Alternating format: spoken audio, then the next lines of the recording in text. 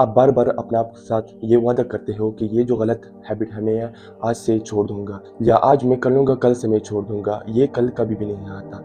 जब कल दोबारा आ जाते हैं फिर से आप वही बैड हैबिट पर आप वो लगे होते हो। आप 5 मिनट के बाद अपने मोबाइल को नोटिफ़िकेशन या मैसेज देखते हो और आप फिर से जंक फूड खाना शुरू कर देते हो। मसला आप में नहीं है, मसला सिस्टम में है। आज मैं आपको ये 3 स्ट्रैटेजी बताऊँगा जो आपकी लाइफ़ और आपकी सोचने की सलाहियत एक बैड हैबिट के रिलेटेड मुकम्मल चेंज हो जाएगी। हल से पहले हम उस मसले की जड़ में चले जाते हैं।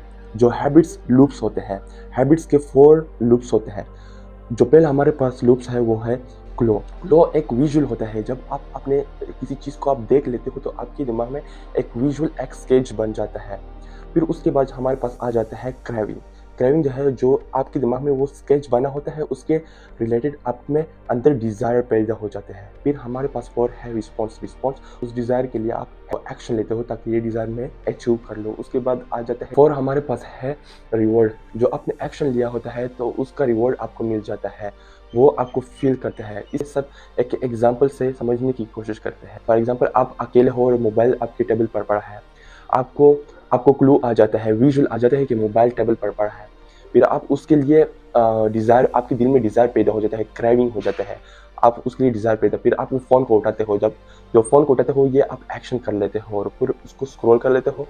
फिर आपको वो रिवॉर्ड देता है, एक फीलिंग देता है। फिर आपका दिमाग आपको स्टिमुलेट देता है कि आपको दिमाग ये बार-बार कहता है कि बार-बार मोबाइल को इस्तेमाल करो, यानी बार-बार ये जो बैड हैबिट को उसको रिपीट करो। ये इसकी इंटरनल स्ट्रक्चर होती है एक बैड या गुड हैबिट्स की। और ये जो 4 लूप है हैबिट्स की, ये एक तरह की इसकी जो नेचर होती है ये फॉर एग्जांपल जो क्लू होती है इसकी नेचर ये ऑब्वियस होता है, ज़ाहिरतन होता है। और जो क्रेविंग होता है ये अट्रैक्टिव होता है। और जो हमारे पास तीसरा है रिस्पॉन्स। रिस्पॉन्स जो होता है वो ईज़ी होता है और जो रिवॉर्ड होता है वो सैटिस्फाइड होता है। आपको एक सैटिस्फैक्शन देता है दिल में कि ये और उस सैटिस्फैक्शन को अचीव करने के लिए आप बार-बार वो बैड हैबिट करते हो। तो इसका हल ये है कि बैड हैबिट को आप ब्रेक ब्रेक कैसे करोगे? इसका हल ये है कि आप जो फॉर लूप ऑफ हैबिट है उसको आप अनसैटिस्फाइड बनाओगे, ईज़ी से हटकर मुश्किल बनाओगे। इस तरह से आप बैड हैबिट को ब्रेक करोगे, उसकी लूप को तोड़ोगे। स्ट्रैटेजी नंबर 1 हमारे पास है कि आप क्लू को कैसे इनविजिबल बनाओगे।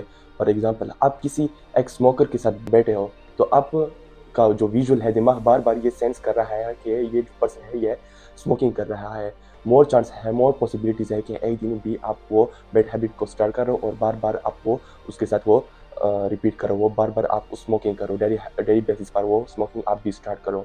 इसकी जो आप इस तरह इनविजिबल बना सकते हो कि आपको एनवायरनमेंट चेंज करवाना पड़ेगा। आप जब वो एनवायरनमेंट चेंज करवाओगे, एक हेल्थ बंदे के साथ आप जब बैठोगे तो तो आप भी एक फिट पर्सनैलिटी बनोगे।